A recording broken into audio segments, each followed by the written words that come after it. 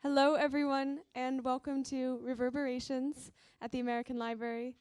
This is a festival celebrating literature out loud.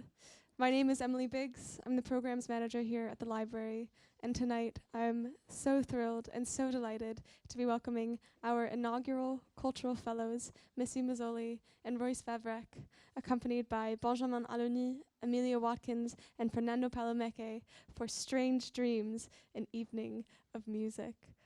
A brief note about this festival. This has been organized in partnership with the Opéra Comique and with the generous support of the Festival Napa Valley and the Florence Gold Foundation.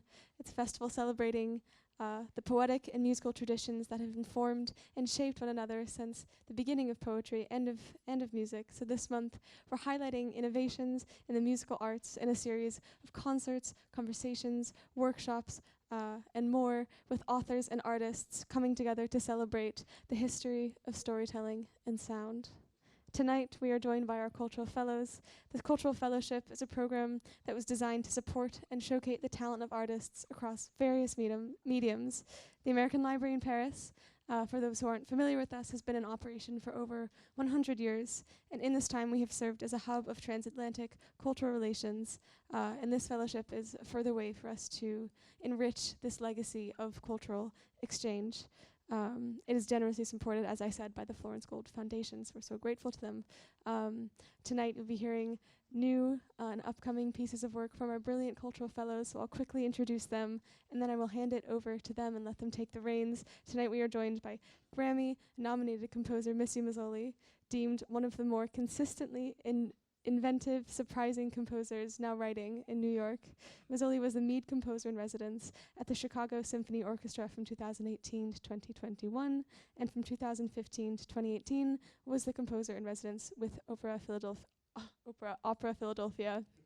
Last year, Missy and Royce staged a production of Breaking the Waves at the Opéra Comique, and we were fortunate enough to welcome them for a sneak preview of that show back then, so it's such a delight to be welcoming them back tonight. It feels like it's coming full circle. And in 2018, Missy also made history as one of the first two women to be commissioned by the Metropolitan Opera. Alongside Missy is the fantastic Royce Vavrek, an Alberta-born librettist and lyricist who has been called the Indie Hofmannsthal and one of the most celebrated and sought-after librettists in the world. His opera, Angel's Bone, with composer Du Yun, was awarded the 2017 Pulitzer Prize. Upcoming commissions include Agnes for Icelandic opera, Lincoln in the Bardo for the Metropolitan Opera, and many, many more. Missy and Royce, it is such a pleasure to have you back in the reading room tonight. Thank you so much for joining us. I'll let you take it from here. Can we have a round of applause?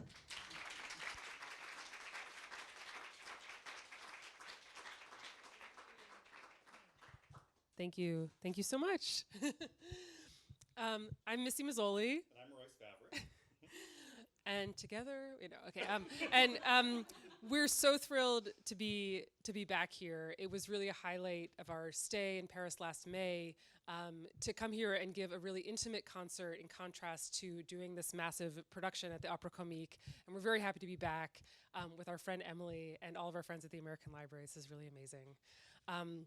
Tonight, we're gonna talk a lot about our work. We're gonna give you a little glimpse into our process for our 4 operas that exist and have been produced around the world. And then we're also gonna hear some of them with our amazing friends, the amazing Canadian-American soprano Amelia Watkins, who we've worked with for over a decade, and who is a dear friend and an incredible artist. And maybe even our best friend? I don't know. Well, I'm your best friend, but together she is our best friend. She's like staying uninvolved. And a newer friend, Benjamin Aloni, who I met last summer when I was here, and who is just a gorgeous singer and an amazing collaborator. And our new friend, Fernando, who's keeping it all together. Thank you so much. So we're actually going to go in reverse chronological order tonight. Usually when we do these presentations, we start with our first opera and then go to our most recent one, but we're flipping that for the sake of drama. We're going to start with our most recent opera, The Listeners. The Listeners is an opera that was produced premiered in 2022 in Norwegian National Opera in Oslo, in the Oslo Opera House, and is coming to America this year, so coming to Opera Philadelphia and coming to Lyric Opera of Chicago this year. And in all of our work, every opera that we make together is very different, but I think some common themes are that we're always trying to tap into the zeitgeist of what are people thinking about, how can we enter into a broader conversation through our work, and always trying to change it up, never trying to write the same piece twice. We're working on our 6th opera together that we've created. Well, 5th and 6th. 5th and 6th at the same time that we've made in the last 10 years. So it's been a constant stream of work in the last decade. So I think it's important to keep it fresh and to challenge ourselves in terms of what we're writing about and what the conversation is. So The Listeners is a piece that we created in collaboration with the amazing Canadian writer Jordan Tannehill. And this is a story that Jordan invented and that Royce, we really kind of invented together, the 3 of us, which is very exciting. And it takes place in the southwestern United States. I always picture a suburb of Vegas, if anyone's been out in that area. Really strange, really amazing, beautiful natural beauty combined with really strange suburbs that are irrigated to within an inch of their life. And you have the whole feeling that this civilization is not supposed to be there. Humans are not supposed to be there, yet we've made these communities. And it centers around our protagonist is Claire Devon, who is a school teacher who is plagued by a mysterious noise. There's this hum that she hears day and night, and she cannot escape it. She loses her job because she's distracted by this noise, and she lashes out at her students. It's affecting her marriage. Her husband has moved out.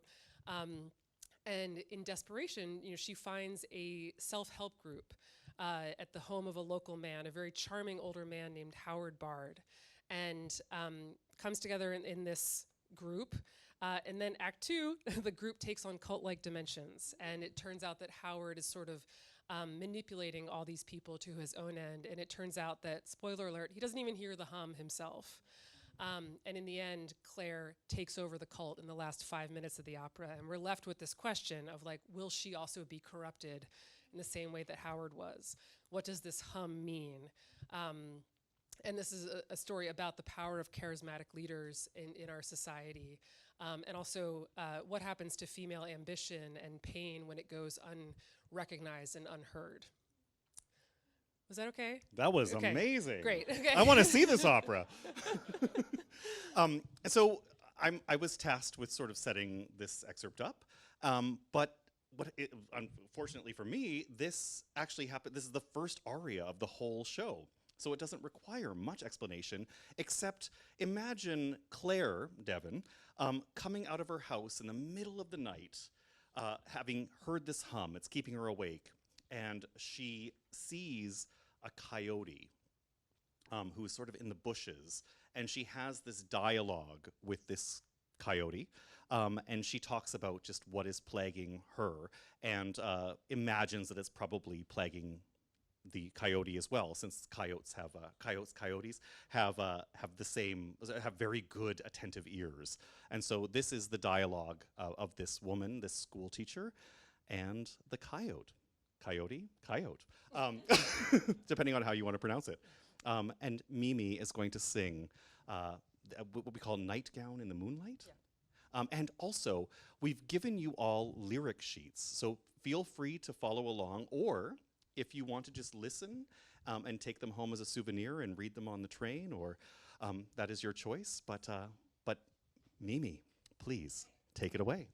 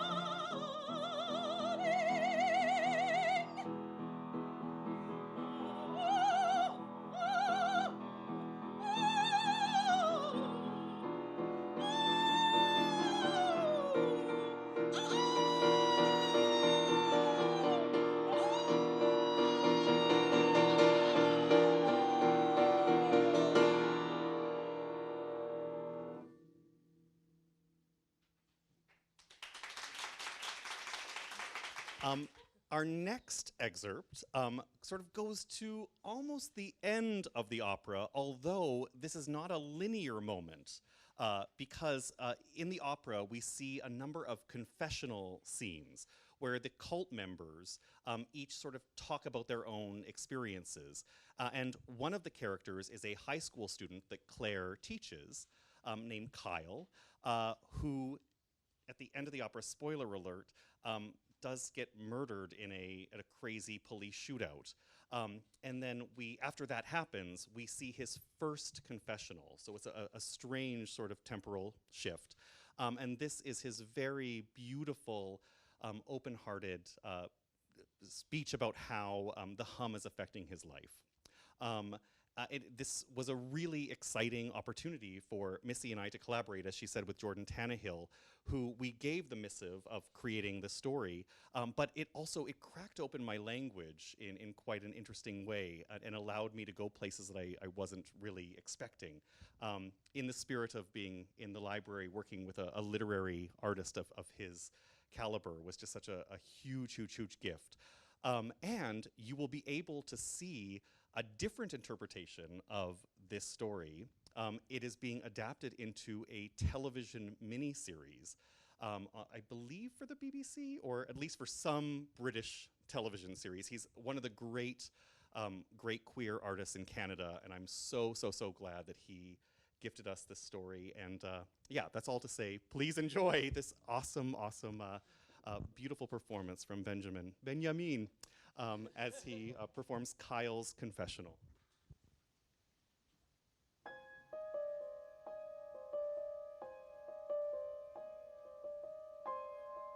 My name is Kyle Harris. This is my first confession.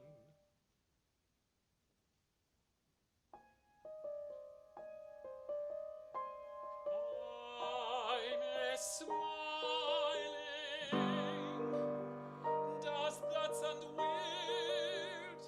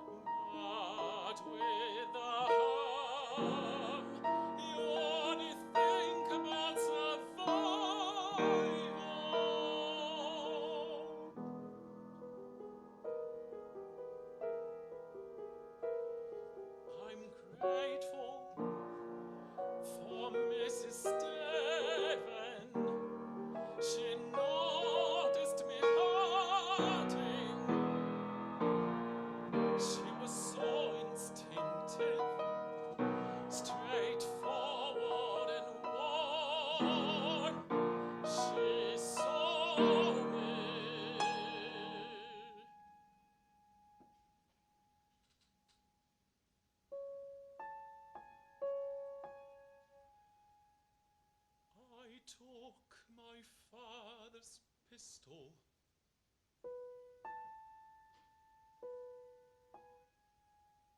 I considered it.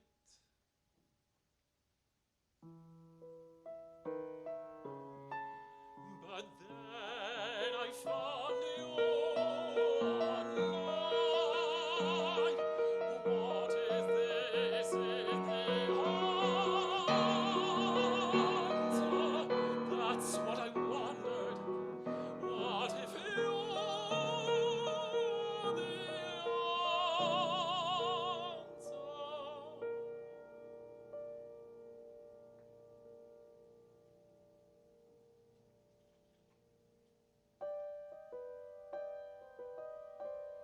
I still hear the jackhammer,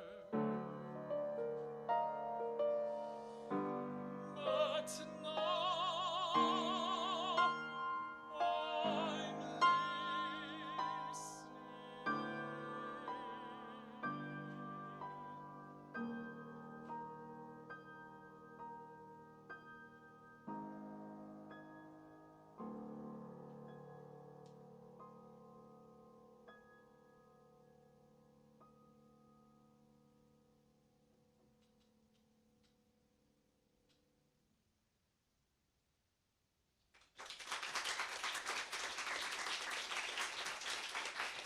So now we're going to go back in time a little bit to our third opera that premiered in 2018. This is an opera called Proving Up. And this opera was based on a short story by the amazing American writer Karen Russell.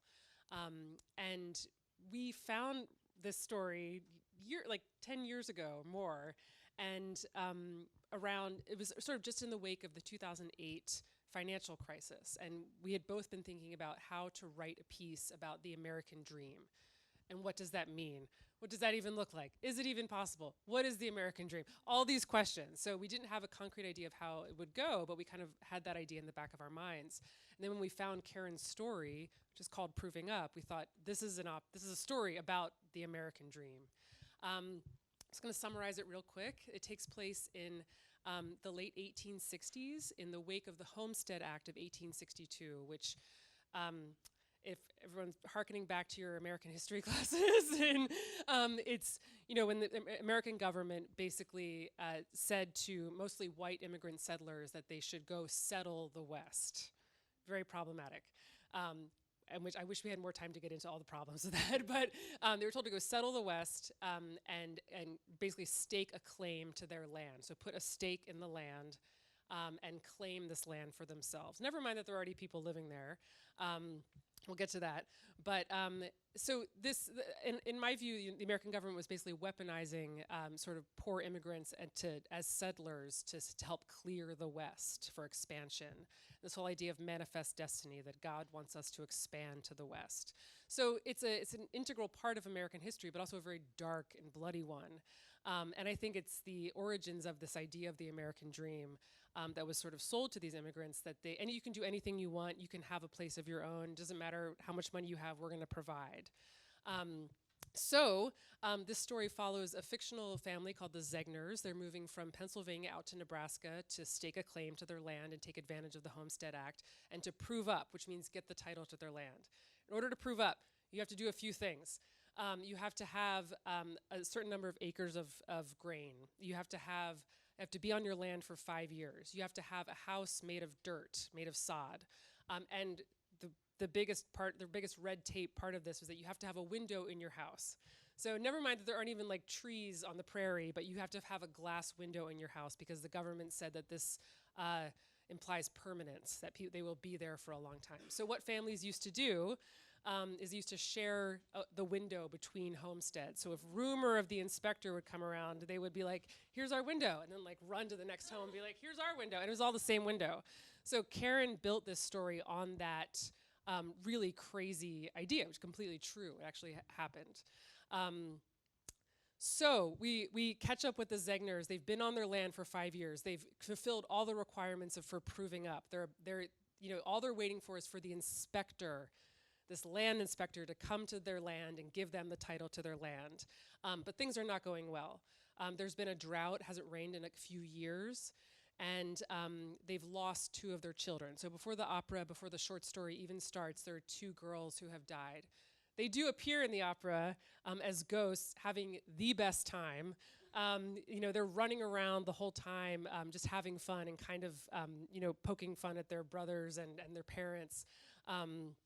But alas, they did not make it. So do you want to set up the scene of Strange Dreams? Well, that was kind of perfect. Sorry. But I will say, we got to do a production of this. It was sort of the world premiere, kind of the second presentation in Omaha, Nebraska. And at one of the talkbacks, I just remember this amazing moment where we invited questions or feedback.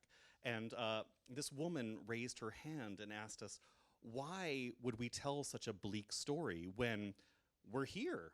Like, we obviously won. And Missy and I had been to the Homestead National Monument Museum, and there was a plaque that said that I believe it was 30% of people who tried to attain the Homestead Act qualifications were successful. And so it really dawned on us that history is written by the winners, but 70% of people failed in doing all of the requirements to get their land and get the deed to their land. And so it's a pretty devastating statistic. Mimi is going to sing the role of Ma Zegner in a moment where she is sort of sleepwalking in the middle of the night and having a communion with her dead daughters and the grave of her dead daughters. In the opera, it's sort of a trio, and so you get to hear Ma singing with her dead daughters. In this version, Mimi is going to sing all the magic and all the strange dreams. So please, Mimi, Strange Dreams.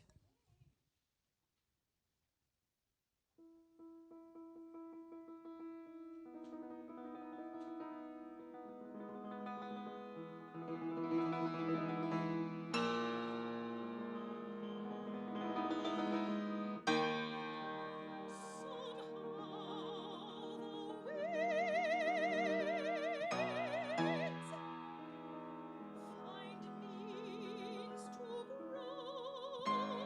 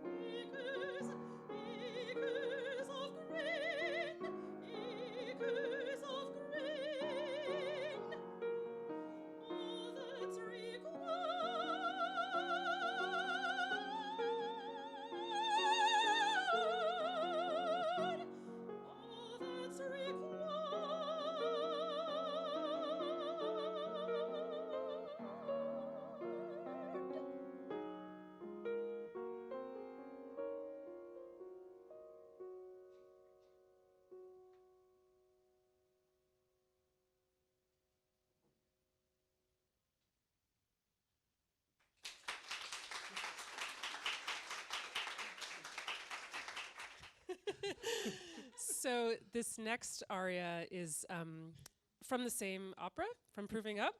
And now we're going to hear from Miles, who is sort of our protagonist. He is the 14-year-old boy who has been sent out on a mission to deliver this window, as I said, deliver it to the other homestead so they can prove up, and then bring it back to his family's homestead so they can prove up. A lot of spoiler alerts tonight. He never makes it. He is stopped on the prairie by a very mysterious, ghostly man known as the sodbuster, which was a name for people who worked the land, farmers who worked the land and busted the sod. And the sodbuster stops Miles in his tracks, steals the window, and keeps the whole family from proving up, from fulfilling this dream. And if you're ever in Nebraska, there is a bar called the Sodbuster, right? And one must go and have some whiskey or some libation. Yeah, and so this is a sort of a rumination that Miles has on the American dream. I think that it's sort of like the thesis of the opera. And does a window make a home? And does the window make the land ours, yours? Especially when it is land that is already inhabited by a people. It's a pretty devastating moment that Miles gets to have. And so, Benjamin, would you please?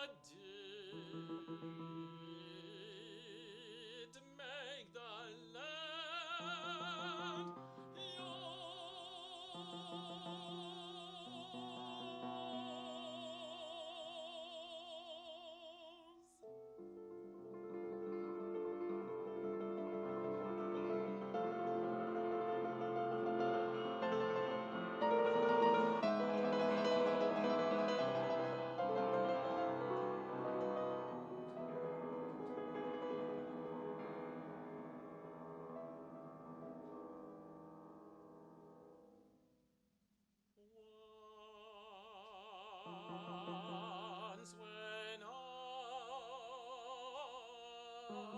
was nearly sleeping, a fleecy tarantula crawled across my mouth.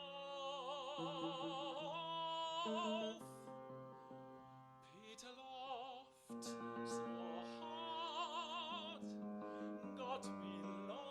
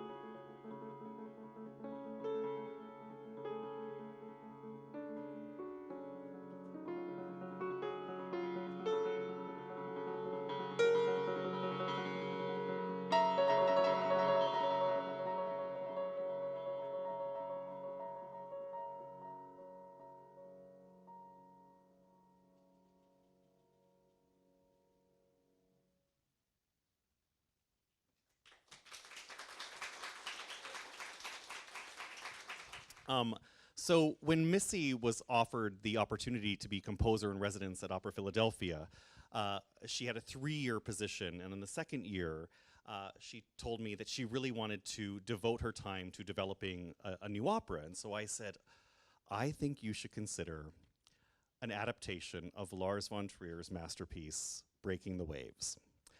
And when I told you this, what did you say? I said no. And I said, please, please, please, please reconsider. Has anyone seen this film? Yes. Okay, some of you, great. Yes, you understand. Yeah. This is a movie that I saw when I was 14 years old, and it completely and utterly changed my life. I'd seen a little clip of it on the Golden Globe Awards that year. And it was a scene when Jan asked Bess to take other lovers. And it was this manifestation of queerness in a heterosexual relationship, but it felt really dangerous to me and really like something that I grew up on a farm in northern Alberta, Canada, and I had never heard or seen anything like this. And it just broke open my universe. And I carried it with me, and I knew that I was going to be in dialogue with it for the rest of my life. And I knew that I had to write this opera with Missy. So you went home and rewatched the film. I did, yes. And then you... Yes. So it was really, I think I was nervous about taking it on because it's a very controversial film. There's a lot of violence and sexuality, and this was only my second opera, but then it was an idea that wouldn't leave me alone. And after about a month, or it wasn't even a month, it was a couple of weeks, I feel like I was like, okay, yes, I think there's something to be done here with this story and the operatic stage. And I'm really glad I did, because it's definitely our most performed work, and it's been. It's why we're here. It's why we're here, because it was done last spring at the Opéra Comique, and so I'll just set up the story a little bit. So this film and the opera takes place in the Isle of Skye in the 1970s in Scotland, and it follows the story of a very devout young woman in her early 20s named Bess McNeill. And Bess McNeill falls madly in love with an outsider. It's a very enclosed sort of Calvinist religious community. And Bess falls in love with a man who is an outsider, this man Jan Nyman, who works on the nearby oil rig.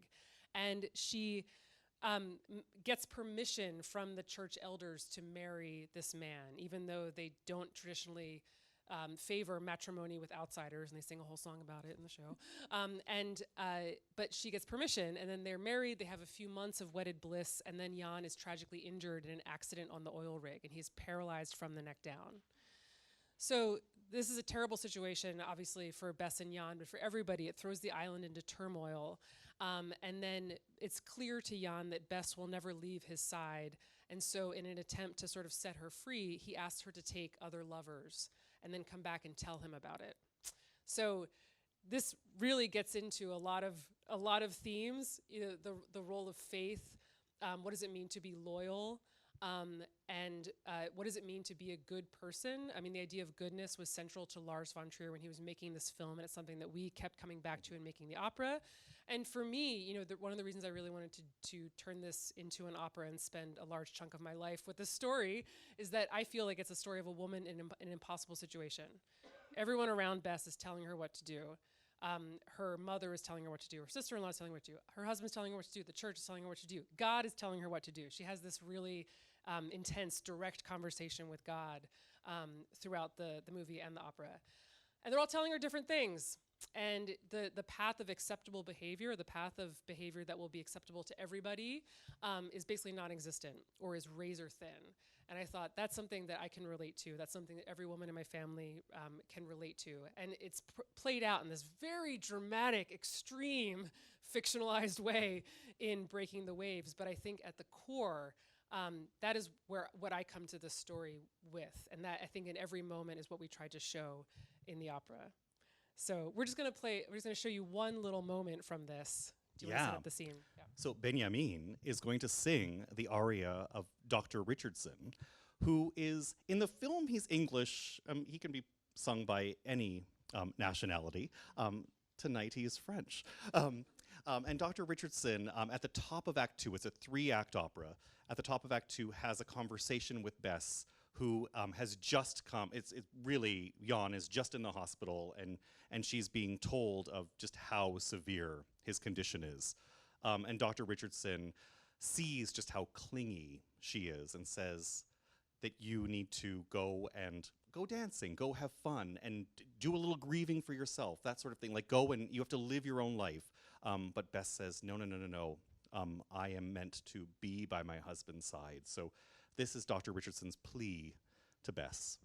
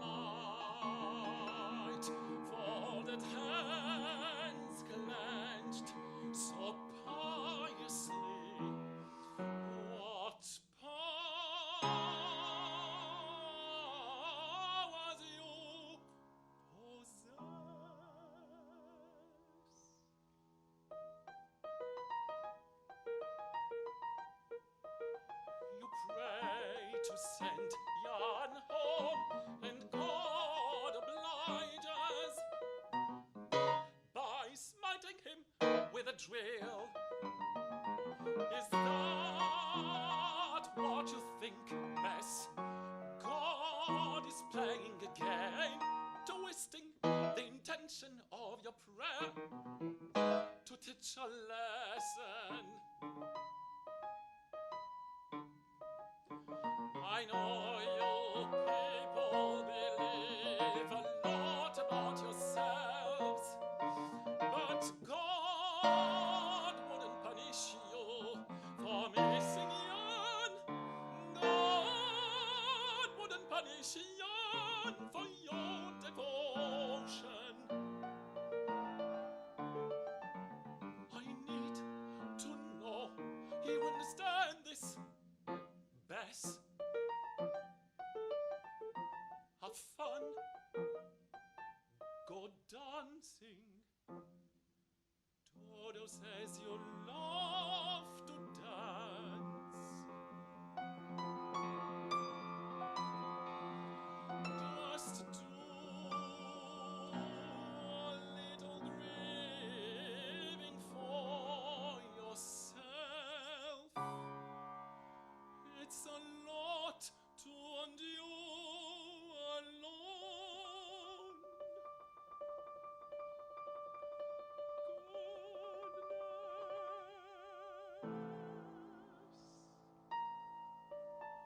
Goodness, what powers you possess, what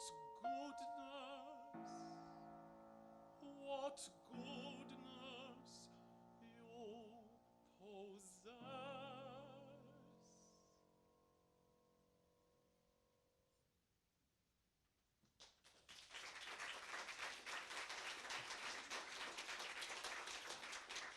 So before we go back to the very beginning, like 2012, which seems like yesterday and also a million years ago, I'd like to tell you a couple about our 2 operas that we're working on right now. So Missy and I will premiere, as was mentioned, Missy is the first woman to be commissioned by the Metropolitan Opera in its entire history. Yes. Thank you.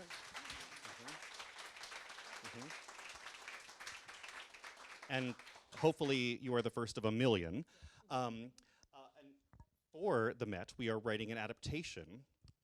I hope that the book is somewhere in the library. I hope you're all rushing to pull it off the shelves, of George Saunders' Lincoln in the Bardo, which is a massively awesome piece of literature. And we just did a workshop of it a few months ago in Cincinnati, and it went really, really, really well. I hope you all join us. It will actually premiere at LA Opera. I don't know if it'll premiere at LA Opera early 2026, and then the Met later in 2026. Please, please, please come. We would love to see all of your faces in the audience. And it's just a brilliantly dazzling story about the grief of Lincoln, of Abraham Lincoln, which sounds kind of like an oxymoron, a dazzling story about the grief of Lincoln. And then a few months later, if this woman wasn't a superhuman superhero, she's going to write a score that we will premiere a few months later at the Edinburgh International Festival. An original story, sort of original, in the sense that we really wanted to write a piece that addressed the opioid epidemic, but not in a sort of on-the-nose sort of way. So we commissioned our dear friend, the crazy brilliant Karen Russell, who wrote the short story that we adapted for Proving Up, to write a piece called The Galloping Cure, which sort of transposes the opioid epidemic onto a Kafka framework. We use his A Country Doctor, and asked her to sort of contemporize and create something that was that sort of addressed this epidemic that we're really dealing with in America, but is becoming sort of a global crisis. And so that will be in August of 2026. So we hope you have your passports ready, and we'll be at both of our shows. Yes, so let's go back to the very, very, very beginning. This is a show that I came to collaborate with Missy on sort of midway through her process. I remember meeting you on May 9th, 2009 at Carnegie Hall. And Missy gave me a flyer. She was doing a show at the Galapagos Art Space. And I know, Anthony, you've done quite a bit or you did something at Galapagos Art Space. It was a very cool venue in New York while it lasted. It had these like pods of places, and sometimes mosquitoes would fly up. It was like a water theme. It was mosquitoes. It was something. Complicated. It was complicated. And I don't even know what it's used for now, but it's weddings. Weddings, yeah. So I went and I saw this 25-minute excerpt from Song from the Uproar that just blew my mind. After that concert, Missy took me out for lunch and said, I really, really would like your help completing it. And I basically said, twist my arm, and here we are today. But please, where did you find Isabel, and tell us that. So our very first opera, Song from the Uproar, as Royce mentioned, premiered in 2012 in New York. And this opera is inspired by the life and writings of Isabelle Eberhard, who I think is a little more famous in France than in America, but still not that well known. She was a writer, a journalist, an adventurer. She was born in 1877 in Geneva, and at a very young age, 19 or 20, moved to North Africa by herself. She lived as a man. She lived dressed as a man. She joined a Sufi sect and converted to Islam, and they accepted her as a man, even though they all knew she was a woman. She fell madly in love with an Algerian soldier. They had this, on again, off again relationship. It was very operatic, and and then she died when she was 27 in a flash flood that came apparently on a bright sunny day and wiped out this town where she was living. And her writing was washed away in the flood, and her husband, she had by then married this Algerian soldier, he came and pulled the writing out of the water and dried it off in these big urns. So she died in 1904, and then fast forward 100 years, 2004, they published a new edition of her journals. So this writing from the flood. And I was in a bookstore in Boston, and I completely randomly picked this up, and I was like, this is really weird. This is such a strange document from a woman who's writing at essentially the end of the Victorian era, and a lot of diaries from that time are very sort of prim and sort of almost feel scripted, and this was wild. It was just like, I'm so unbelievably sad, and there are all these words for sadness and pain and depression and love and poverty. It was just really, really raw, and I thought I have to do something with this story. So I created this opera, Song from the Uproar, and it's not structured like our other operas. Our other operas have like a sort of linear framework. It's a linear story from beginning to end, and this opera was really like more like a fever dream. So we're witnessing her life flashing before her eyes at the moment of her death. So the opera begins with the flood, ends with the flood, and then has, I think, 14 scenes in it that are all significant moments from her life. So we basically, I wrote about 25% of the libretto before meeting my BFF here, who wrote 75% of the libretto. So the scene that you're going to hear today is called "This World Within Me Is Too Small," and this happens at the very beginning of the opera. And it's where Isabel, she's experienced 3 tragedies at that time before moving to Africa. Her mother, brother, and father have all died within 3 years of each other. And in our sort of telling of her tale, this inspires her to make this leap and move to North Africa and sort of fulfill her destiny. She's saying, "Death moves his hands through me again," and that's a reference to the death of her family.